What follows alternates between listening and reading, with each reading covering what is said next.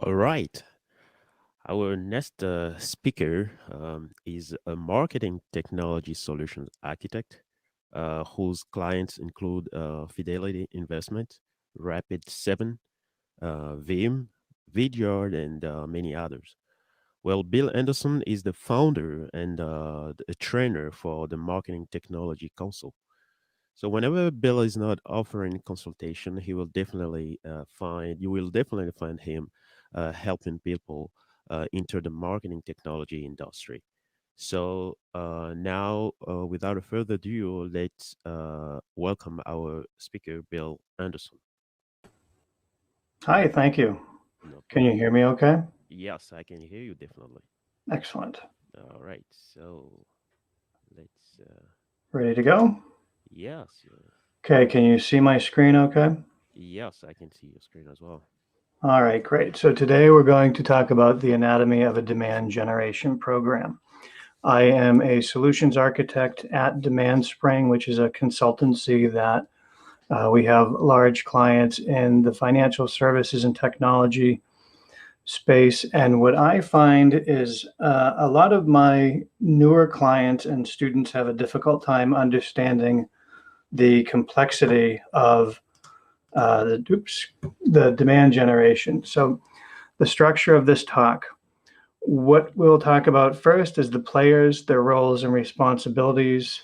We'll talk about a timeline of design and production of the pieces that go into the systems. We'll also talk about any documentation that you might receive, and I'll outline, excuse me, some examples of programs, the components, and the teams that are involved. So the players. First and foremost, we have the marketing manager who, the marketing manager is generally the person who is the orchestrator. They initiate the campaign, they have the basic idea. They also have the budget authority, which means that they determine how much is being spent. They also will determine any kind of advertising that needs to be done, and they'll have targets, an audience, and goals as well. The marketing automation specialist, this can be, we call it MOPS. MOPS can either be a team of people or it can be an individual. This group or this person will create the marketing automation programs. They build the emails, they'll build the landing pages and forms. They're also responsible for making sure your data and your leads sync over to the CRM, the content, the customer relation manager, and they will also test and do quality assurance to make sure that the emails are correct, that the links are correct, and everything is ready to go. And then finally, once it's sent, they will build the reports for the marketing managers. A designer often will create images for the emails, the landing pages, the ebooks, and advertising.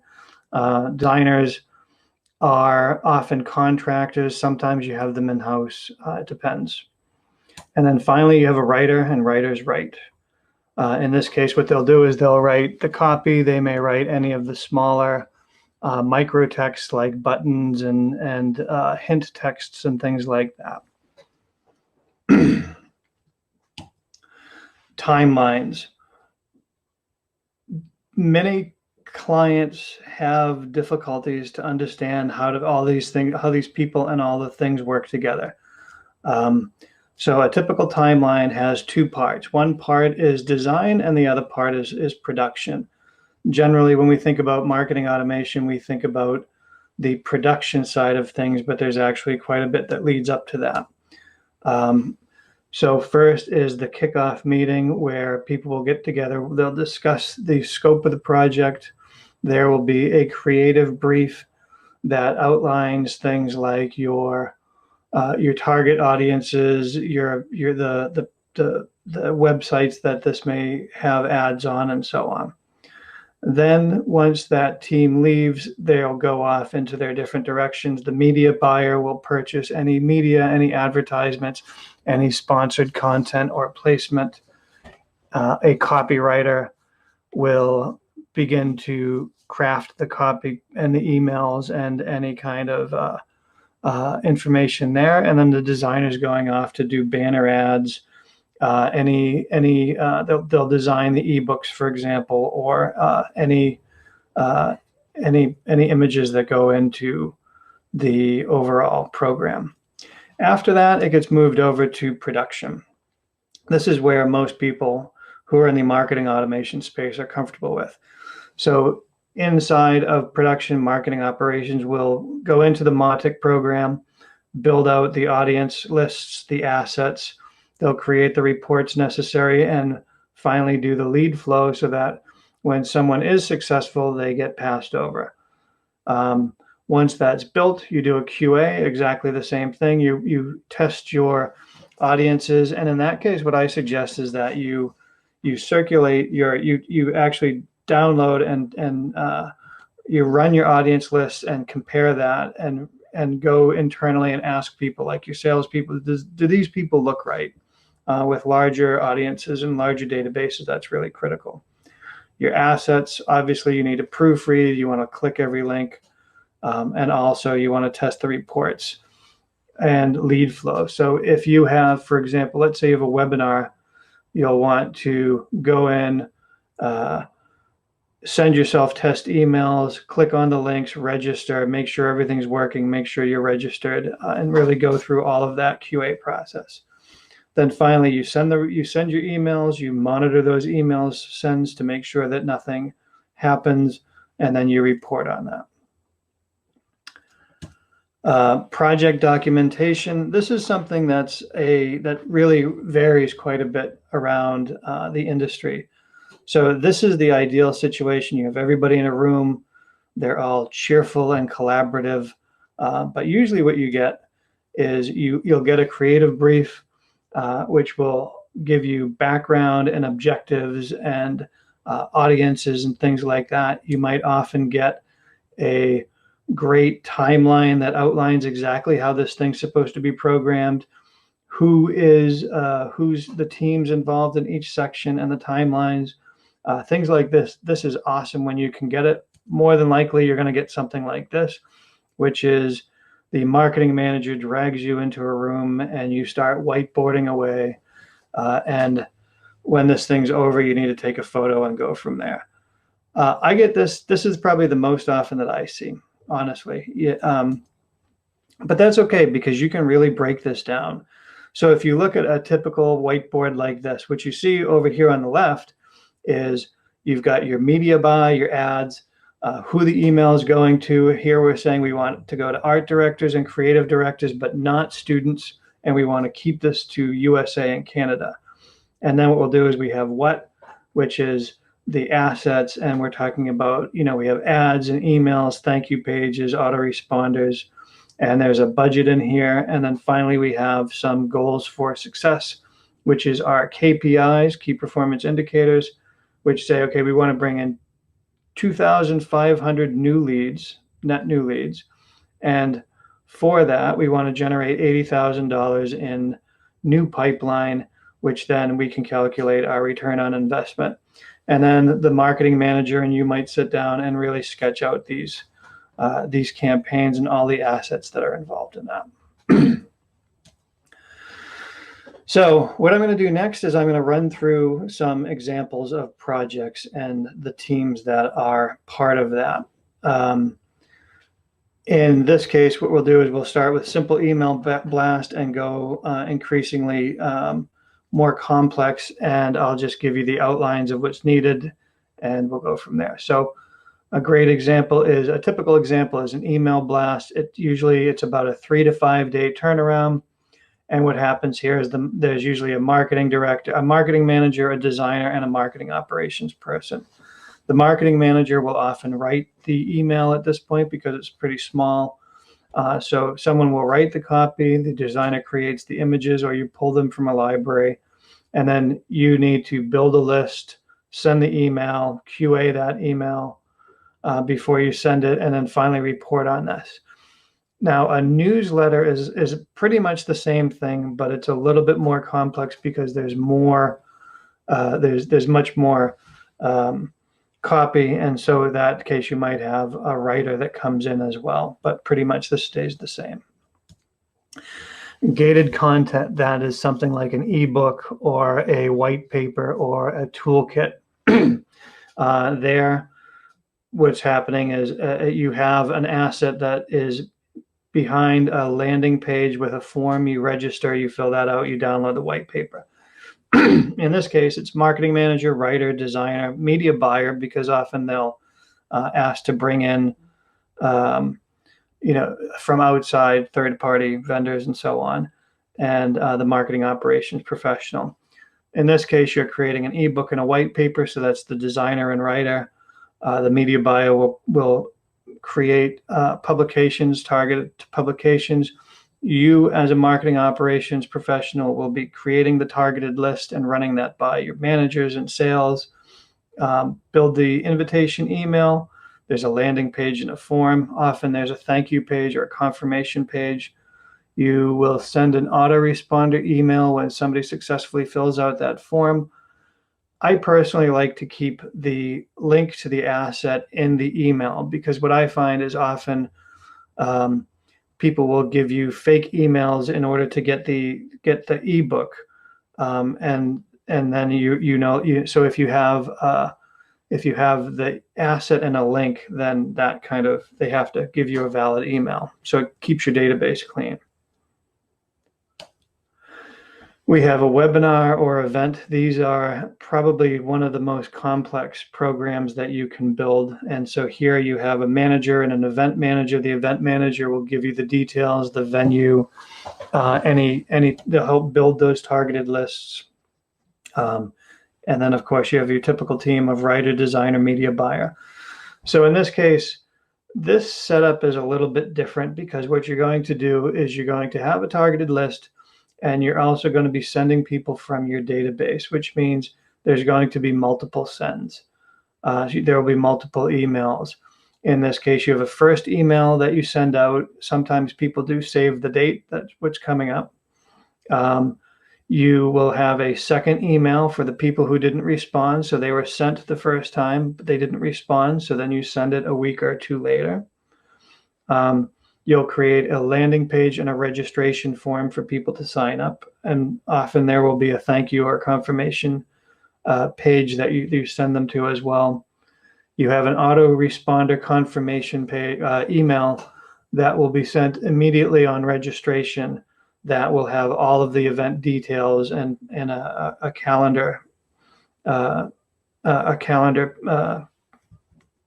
thing.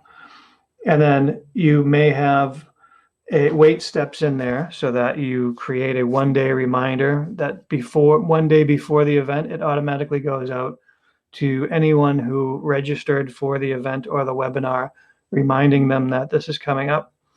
And then finally, after the event, a day after the event, there's often a post-event thank you. And then we have one more thing here, which is a nurture program. Nurture programs are quite complex and take a lot of planning. In this case, what you're doing is you're putting people into various email streams that they could be based on things like persona or the industry, region. You can even bucket them by buying stage, for example. So a nurture program, you might have, and usually it takes quite a bit of planning. So I think 6 to 12 weeks is normal. That's pretty common. Sales teams often get involved in this because the nurture programs are so large and so complex. They need to make sure that they're getting the right people in at the right time, and they need to get good leads. This is usually a pretty significant investment. So in this case, what we see is we build our lists based on the managers and the sales team leaders, and then we build streams of emails. Each one could be, let's say, for example, we have this is going to ad agencies. So you might start with some generic emails that talk about design. And then when we learn that they're art directors, they go into the art director bucket. If they're freelancers, they might go into a different bucket. If they're students, you might send them to an entirely different area. where they get student offers. We'll build landing pages and forums that support those emails. There's often gated content that might support that as well. So in this case, what you're working on is you build the list, but most importantly, you have a lot of emails that you and landing pages that you need to build, and then you have to very carefully design the transitions on how people move from one flow, one engagement stream to the next. And I think that pretty much wraps up my talk here. I think that's a high level overview of what we do when it comes to some of the marketing programs. So if there are any questions, I'll take them now. And otherwise, thank you. Please feel free to reach out to me at any point.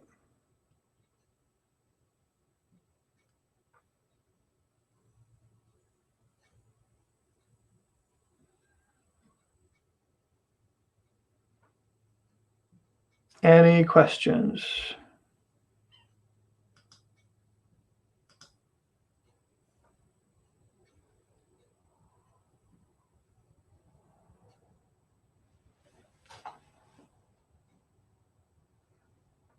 Should I do a dance?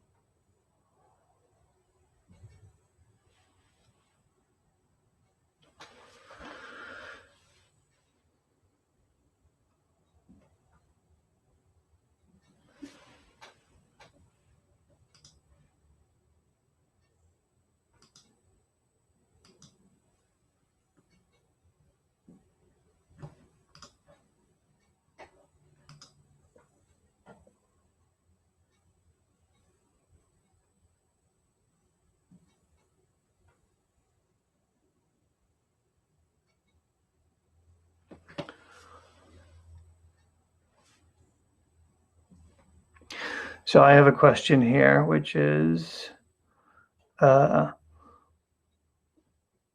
when you get the whiteboard, how are you translating that so that you can document? And what I'll do is I'll share that whiteboard again. So in this case, for the whiteboard, what I will do is I will break this down into a variety of, I will break this down into multiple pieces in a section. So I would probably start with the who, and in this case, the document would have an outline stating that we want to send emails to art directors and creative directors. We want to exclude students, and we want to limit the geographic region to the USA and Canada. We're going to support, and then the next section might be media buying. And we say that we're going to support through LinkedIn and Reddit and GDUSA. So the media buyer will then go off and purchase that email, purchase those ads there. And then we will outline the assets that are necessary. That would include, support advertising, email. We have the sync to Salesforce.com campaigns, landing pages, thank yous. We might describe how many forms if there's more than one, and what the autoresponder looks like. The marketing manager will build the budget, and they will say that, for example, in this case, the budget is we have $3,000 for asset design, $2,000 for writing. It's going to be another $5,000 to create the ebook, and then we put $20,000 to the media buy.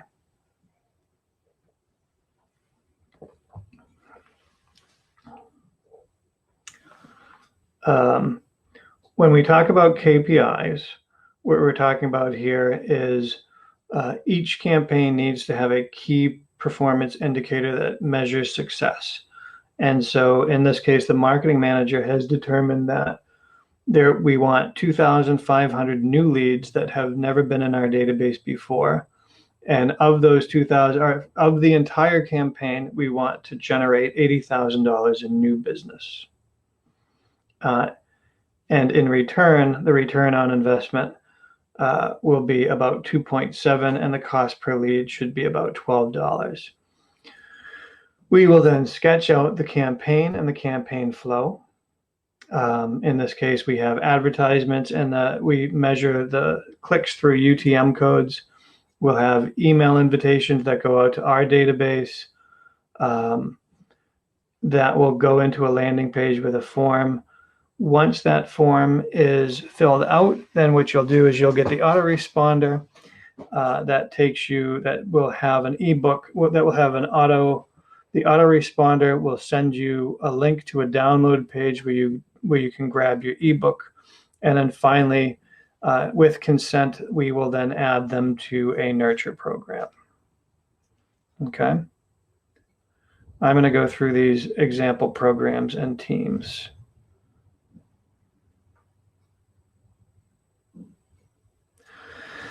In the case of an email blast, these are straightforward. We have a marketing manager, designer, marketing operations professional. They will write the copy, create any images, pull any images from the library. Most importantly is you need to build your list. When you build your lists, you want to make sure that you run your lists and your logic by your managers and and any salespeople to ensure that that list has good quality. And then you're building your emails, QAing those emails, send and monitor those sends, and finally report on success.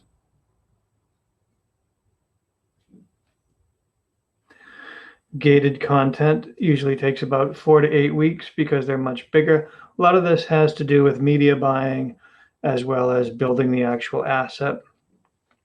In the case of gated content, what we'll do is when you receive the media, when you receive the ebook, you'll also have targeted media that you need to build the UTM tracking codes. You create again your targeted list, and you'll send an email to your database as well. You need to build your landing page and forms, send that autoresponder email, and finally report on that success.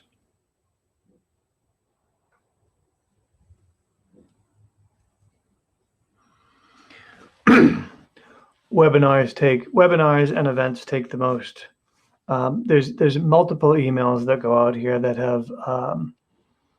have wait steps or delays in there as in order to automate. So you build your targeted list of people that you want to invite to the webinar.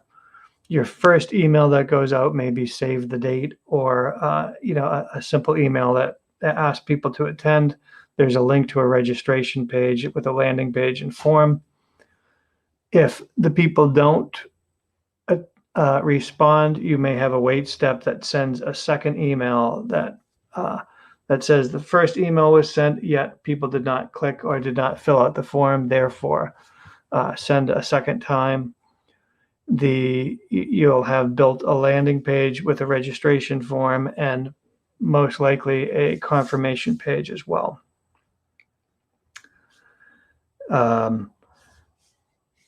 You've got and then you have another wait step where you will wait until one day before the event, send out a reminder that the event will happen. And then once the event happens, you can do a post-event follow-up that says, thank you for attending, and have any additional links or follow-up information. Some people will send SMS or text messages, or even send emails with additional information for the people who are attending while they're attending. It's a good experiment. Some people like it. I think most people seem to think it distracts a little bit. So It's not all that common, but there are clients that use this with great success.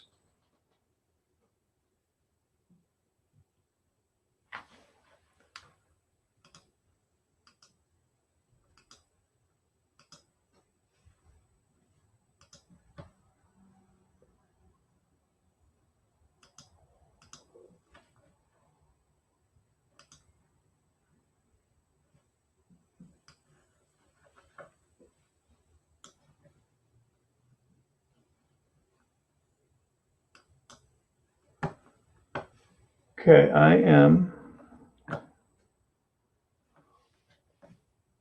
I should be sharing a screen, but it doesn't look like it shares screen. Let's try this. See if we can go back to this. So it looks like some of my screens were not shared. So we talk about the email blast, which is the very simple one. You're writing copy, creating images. You build the lists, QA those lists, and then send the emails and report on the success. Webinars, webinars we just discussed, those are fairly complex. In this case, you've got reminder emails, you've got landing pages, forms, calendar invitations, and so on. So this usually takes about 4 to 6 weeks. Nurture programs are the largest of the programs that we often build. And in that case, you have multiple email streams that are highly targeted based on things like persona or industry. You could have it based on job title, buying stage. It could be demographics or company firmographics, excuse me, where you have, let's say, for example, you're targeting design studios and advertising agencies. Smaller design studios could get one stream of offers. Medium to large design studios could get something else. And then, for example, large ad agencies could be and get entirely separate stream of offers. And then if you have freelancers, you might want to target them with something different. So in the case of nurture programs, you've got sales teams, leaders, managers, and then the usual crew of writers, designers, media buyers, and marketing operations professionals. The thing that takes the most time about a nurture program is that you're building a lot of assets. You're building dozens of emails, maybe 20, 25 emails, depending on the streams. You have multiple landing pages.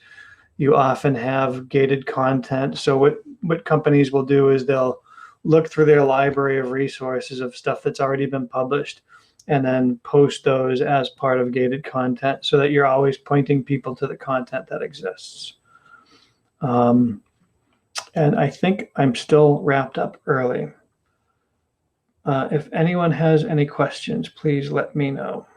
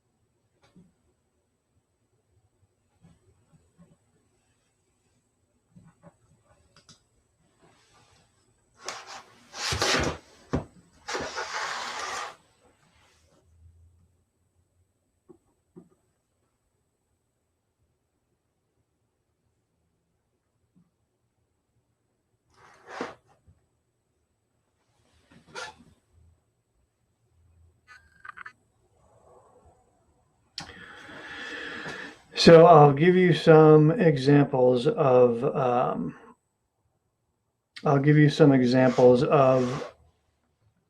webinars.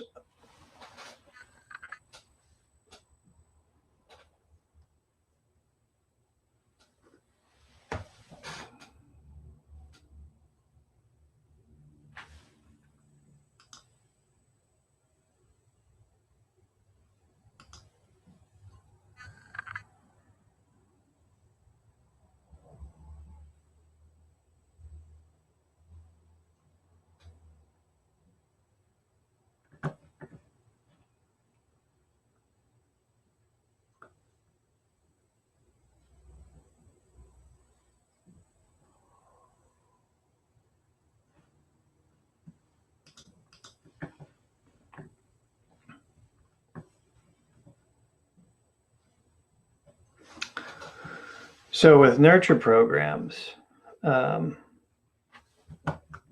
see, we have. So what's involved with building out nurture programs?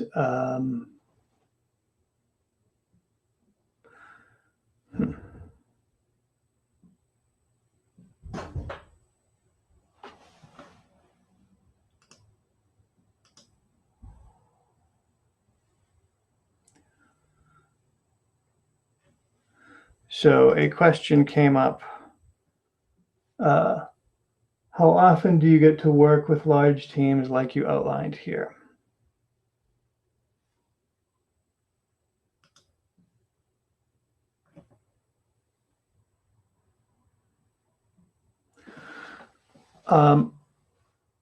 Working with large teams is actually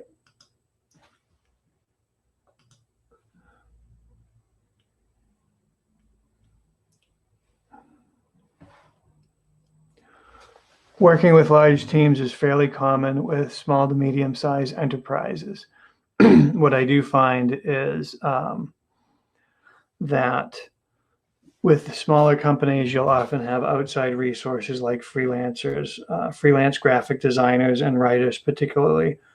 Some people will use Fiverr or other job boards to get people. They might know people locally. The one central piece is usually the one piece that I see that's across the board is you have people who are you have marketing managers, and then you might have an in-house marketing automation person. Sometimes you might use a consultant for that, but really the marketing manager and the marketing operations people are usually the core, and then all of these other people are sort of ancillary. So, event managers will come and go depending on the programs. Writers are often freelancers. Media buyers, you can work with a media agency so that you don't have to incur those expenses.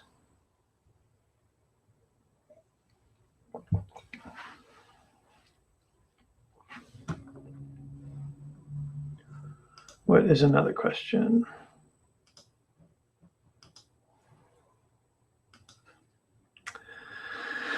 So timelines in particular, much of the work is actually done on the front end, the kickoff of the design, the planning phase.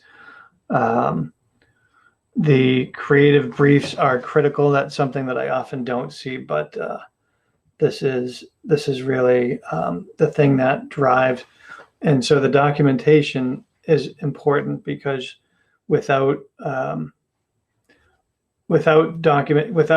the documentation, it's very easy to decide or to misunderstand one another, and then you'll be doing a lot of work to catch up.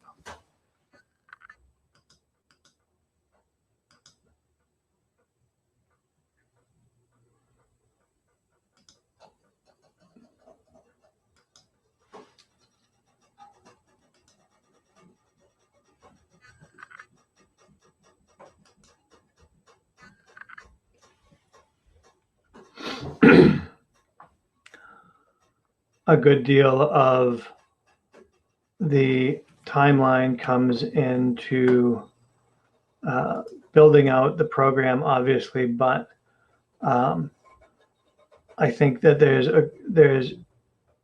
there's many people who underestimate what it takes to do the quality assurance, particularly since with QA, because it's an email, people often forget that you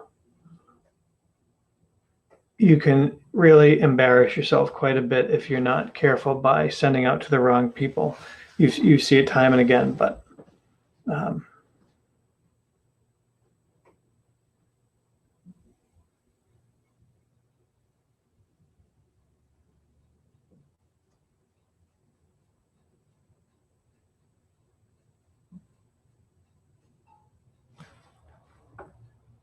What else do we have? Anything else here?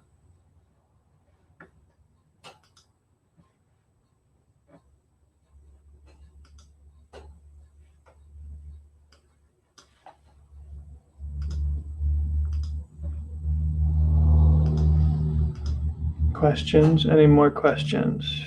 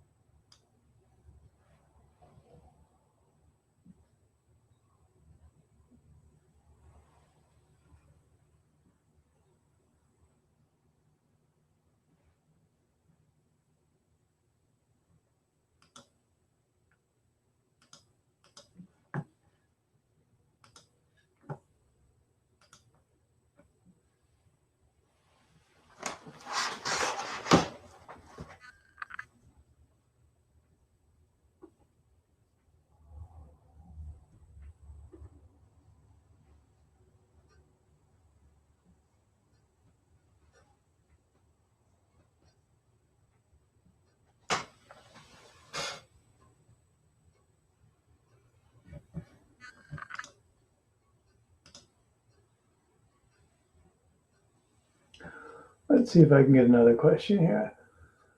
So what should a client do if they don't have these people on staff?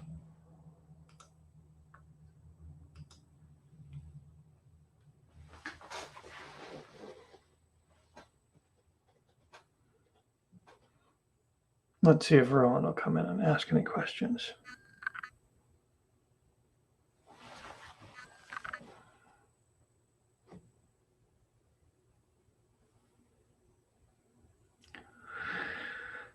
So if you don't have these people on staff, I think it's very easy for you to find local contractors, for example.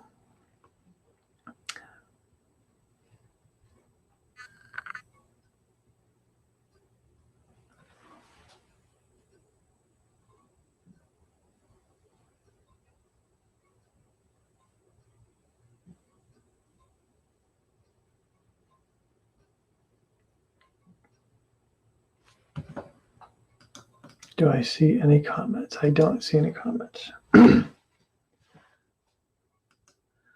Yes. So from Barco, can you speak to some of the project organization and management? So in terms of what exactly, I think what in terms of, so yeah, maybe we can start with that. Let me see if I can scroll up a little bit.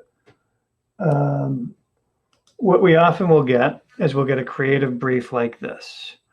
So the creative brief will be submitted by the marketing manager. They will give a quick background of the project, who the targets are, what the goal of the project are. The goals might be things like, I want to build awareness in a particular space, or we're launching a new product, and so on.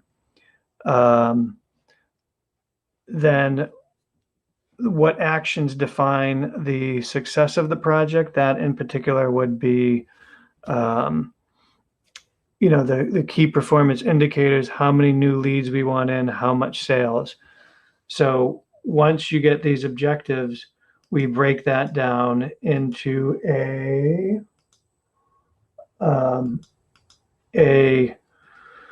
project plan like this that will, in this particular case, this was an extremely large product launch for game typography. And so we had several weeks of media buy that were upfront before we even started to build the assets. The building the ebook itself took about 6 weeks, and then there was 1 week of QA before we went live. We supported that with banner ads and email assets. We have landing pages and built out all of the flows that went with that. So that was phase one. And then we had each group here were individual assets. So there was an ebook, and then we went to an infographic, and then we went to another ebook, and then finally we had multiple curated lists of typefaces. So you can see with this timeline, that much of the work up front is really building out the asset that you download, and then there's a follow up there.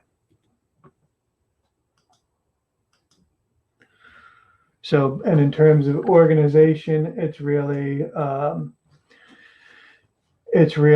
your team of people. Your marketing manager, you've got the writer who's building the ebooks, and then designers and media buyers.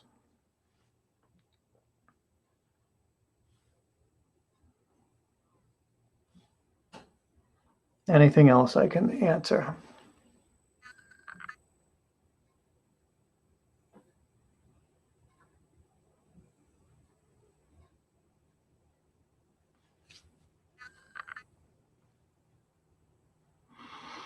I have to say it's pretty odd to be staring into my screen and giving a talk. It's normally when you have a conference or when you have a meeting, you'll have multiple people, so it's easy to see their faces and judge their reactions and gauge how quickly or slowly you should be going.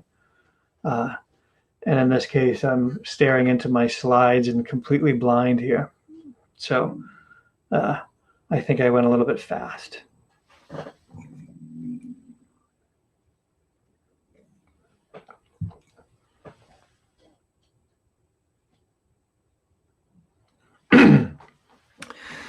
So you may have seen that I have Marketo listed in many of the slides. I am a Marketo certified solutions architect, and I've been a Marketo expert for many years. And I can tell you that I love Mautic. I think that it is a powerful and beautiful engine.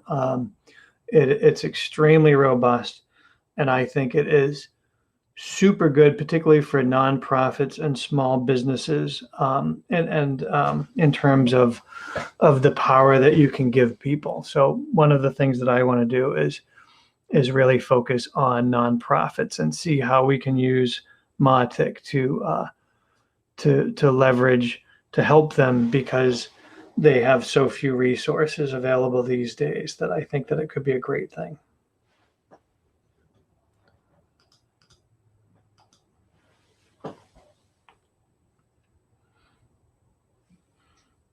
I think particularly human rights organizations would be great. I think arts organizations could benefit tremendously from this.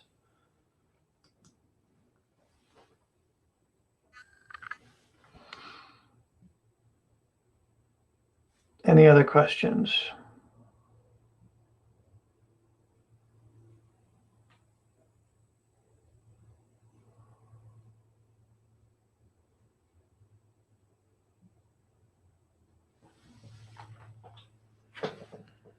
Yes, Bill, can you hear me? Yep. Okay. Yeah, I know you were talking about staring at the screen. Yes, unfortunately, our platform is not allowing us to kind of like have everyone um, Oh view no, that's view the fine. I screen. just think it's funny. Yes, yes. Yeah. Uh, I haven't, I'm not seeing any other question coming in. I No, I see don't think so. Barco's question.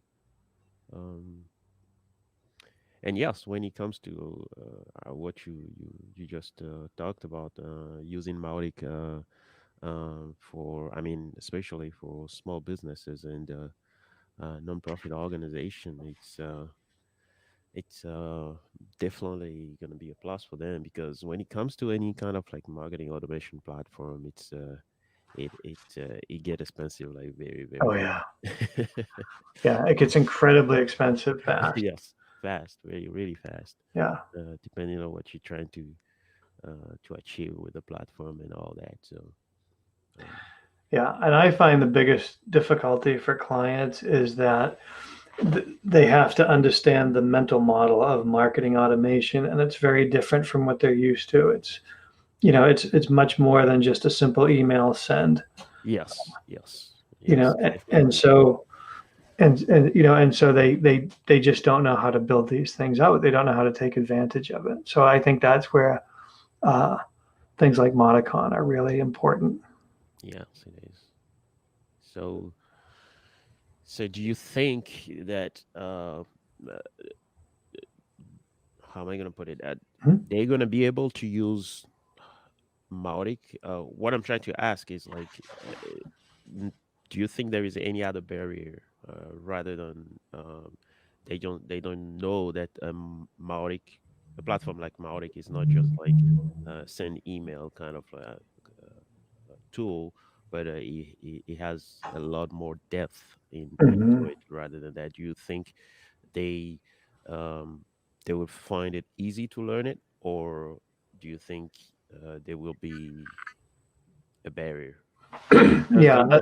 Mhm. like you said, it's not a platform that just kind of like for just sending email. It's Right.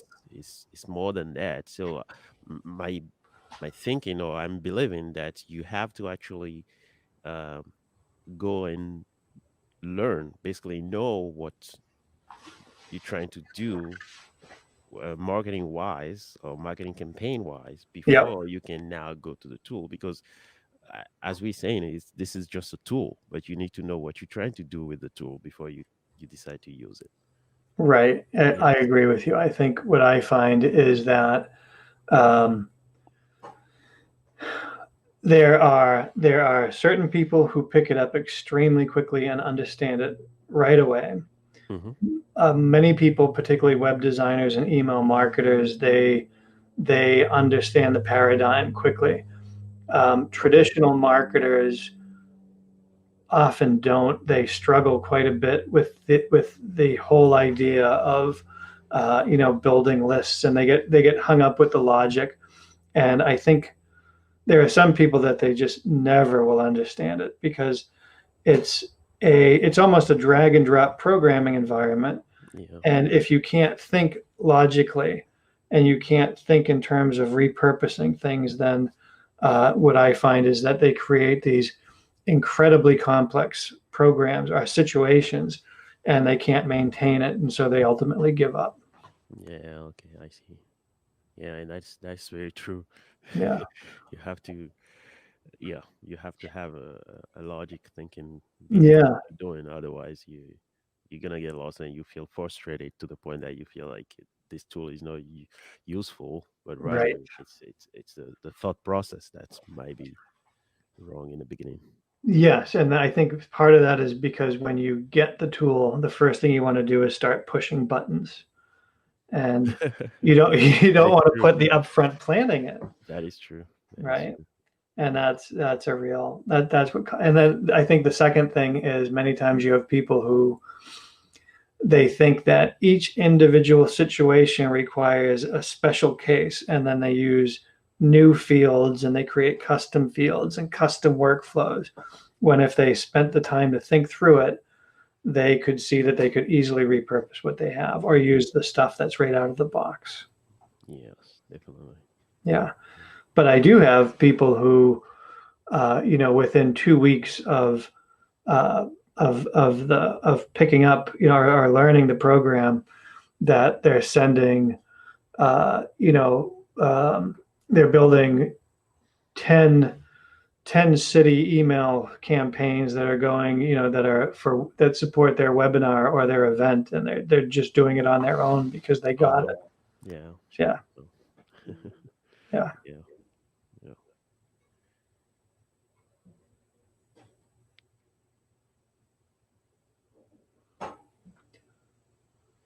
So what do we have? So the format is 45 minutes and then there's a pause, or is it It, 45 minutes and and then then questions? yes, and then questions. Okay. Yes. So I try to use it.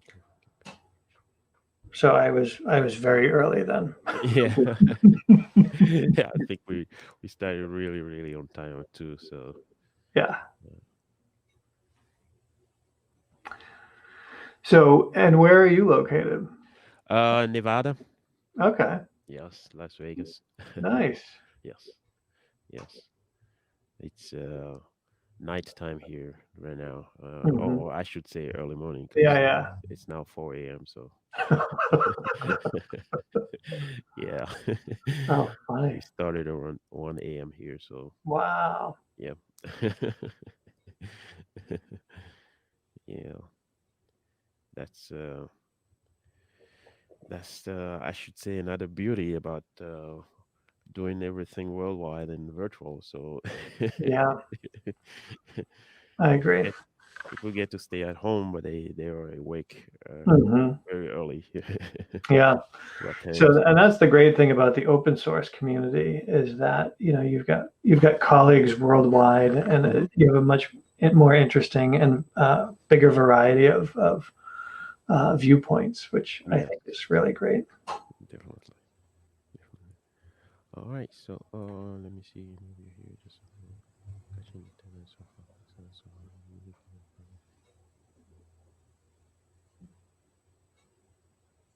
email. Is that correct?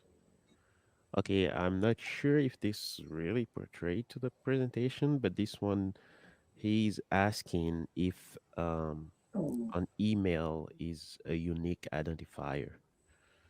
Um, Right. So an email, I think that would be an email address if that would be a unique identifier. It can be on some platforms, it is for sure. yes, yes, Um, yeah. that's what I was thinking too. But I will say it can be, but usually I think of uh, using at least two different elements, Hmm. kind of like use as an identifier, because sometimes you may have some people who kind of like use their relatives' emails or Yep. something, and you end up having the same email. For example, if you're using the email as a unique identifier, but different names coming Hmm. to your platform or things like that, they are kind of like decompressed. Some little tiny issue that can happen. So usually I go for at least two elements so that I can make sure that okay, it's two different things, and Yes. it can be difficult maybe for someone to provide the same exact thing for um, Yeah, I think another example is if you have Gmail, then you can use aliases, right? And so you can add on an infinite amount of yeah, aliases to your yes, email address. yes, that one as well. Yeah, and so then you have false reporting there. Okay, calls are also chat on the phone bone.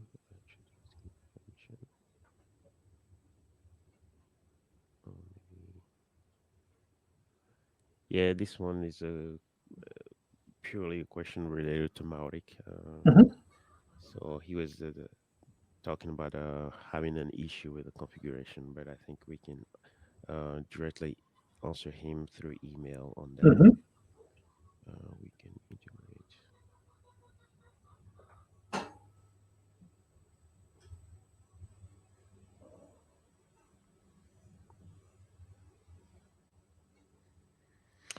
Okay, so this is interesting. So Indar, he said that companies says they already have MailChimp, and this also does segmentation and drip for them. Yeah. So then they were wondering how does marketing automation or Mautic Yep. in instance can be helpful for them. Yeah. So Mailchimp does do both email sends, and they're starting to have marketing automation as well. I like Mailchimp a lot. I find that I use it a lot for nonprofit organizations, particularly like small Hmm. clubs and things like that, because the email builder is really super simple and friendly. Um, when MailChimp scales up and you start to do automation, they have sort of prepackaged automations that are out of the box. And Mautic is much more robust in terms of the customization, particularly around the automation side of things. And so that's where it can be extremely powerful. So if your thing doesn't fit into the standard MailChimp, they do things like, autoresponders and simple, call and response type of thing. Hmm. But if you want to get more in depth and have truly meaningful conversations with your customers, then you want something like Mautic. Okay. Okay. Good. I think.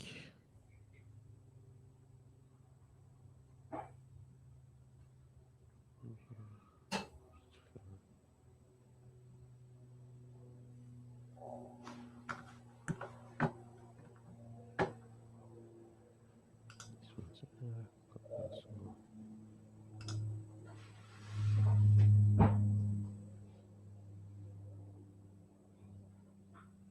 Indar, you asked another question that I'm not quite sure what you're trying to say, because there's also a channel.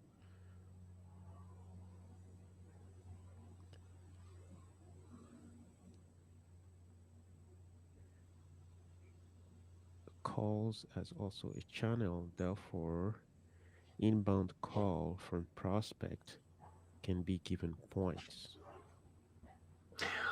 Oh, how would you give points to an inbound call? Something along that line. He said the channel,